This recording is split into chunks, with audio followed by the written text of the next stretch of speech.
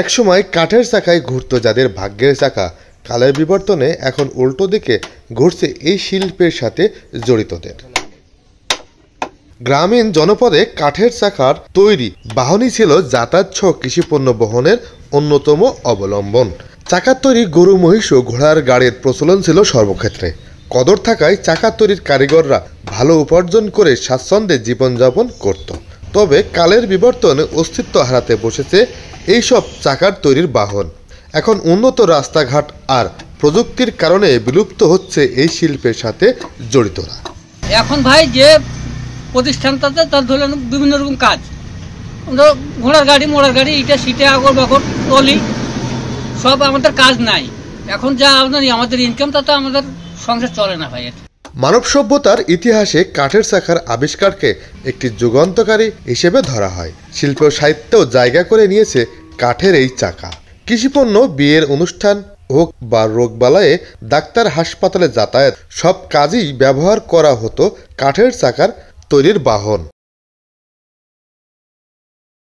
কাঠের চাকা তৈরির একমাত্র উপকরণ বাবলা গাছ, যা সহজলভ্য হওয়ার কারণে ঝিনাইদহের শৈলকুপা গাড়াগঞ্জ সড়কের দুধারে ছোট ছোট টিনের ঘরে গড়ে ওঠে গরু, মহিষ ও ঘোড়ার গাড়ির চাকা তৈরির কারখানা।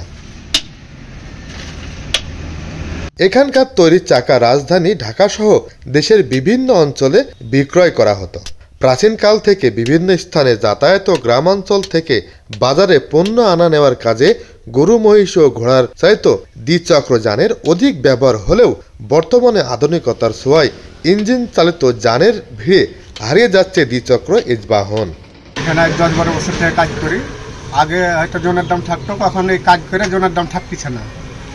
ধরলেন এখন একটা চাকার দাম হলো 3500 টাকায় বেচি বা 3000 বেচি, কাঠের দাম 5000 পরে, জোড়া 5000 টাকা পরে, 6000 টাকায় বেচতে হয়। আগে জনের দাম থাকতো, কখন জনের দাম কিছুই থাকতেছে না। ভাগ্যের চাকা উল্টো দিকে ঘুরতে শুরু করেছে এই শিল্পের সাথে জড়িত মানুষগুলোরও। কাজ করে এখন পোষাচ্ছে না, আগে পোষাতো, কখন জনের দামও থাকতেছে না। এখন কোনো অর্ডার নাই ভাই, বান্নে টানে রাখি, টুকটাক করে খদ্দের মধ্যে আসে নিয়ে যায়। আগে হাজিরা ভালো থাকতো, 500-700 টাকা হাজিরা থাকতো, এখন ধরো 200-300। এক জোড়া চাকা তৈরি করতে সময় লাগে 4 থেকে 5 দিন, আর বিক্রয় হয় 7 থেকে 8 হাজার টাকায়। চাকা বিক্রির ভরা মৌসুম অগ্রহায়ণ ও চৈত্র মাস।